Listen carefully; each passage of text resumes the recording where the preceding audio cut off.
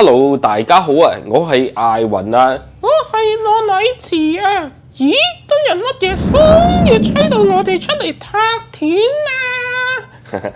話說咧，口罩令喺3月1號咧，終於取消啦。艾雲，你嘅福語生涯終於要完結啦！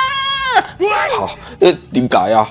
喂，喺網絡世界你就可以後期製作我把聲啫，現場表演冇得做假㗎。喂，唔好亂咁講啊！我覺得啊，有啲人真係信㗎。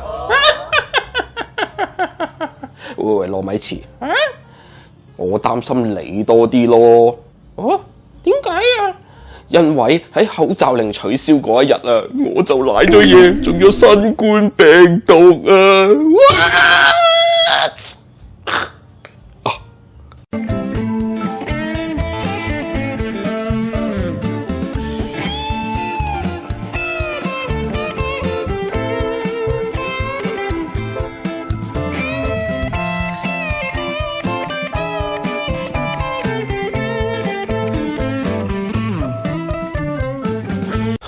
相隔3年啊，當我仲諗住可以唔戴口罩落街賀一賀佢嗰陣，點知又發燒啦，又手軟腳軟啦，又喉嚨痛啦，又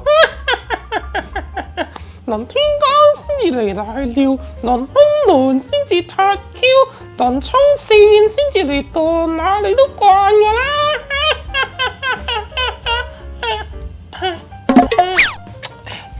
最慘啊就係本來啊今日啊約晒啲朋友去澳門玩噶嘛，而家全部都泡湯啦。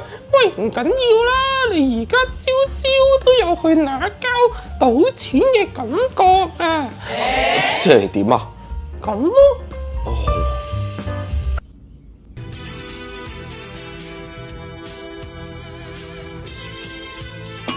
好，買定離手。哎呀，即刻睇下結果先。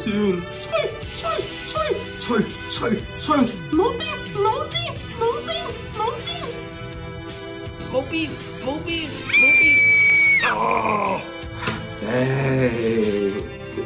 喂，艾雲，你嘅立場同顏色好堅定喎。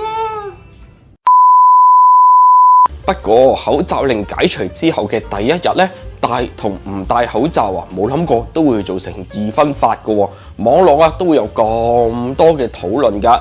嗱，首先我認同嘅係呢，人應該天生天養，唔應該長期依賴口罩去對抗疾病噶。生物嘅抵抗力啊，何嘗又唔係不斷喺感染之下產生出嚟嘅？OK， 咁睇嚟你係撐唔戴口罩嗰邊喎。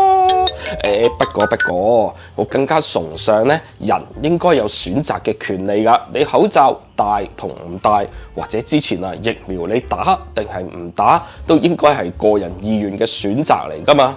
疫情去到今時今日，點解大家仲要咁執意去逼其他人接受同一個觀點同埋角度呢？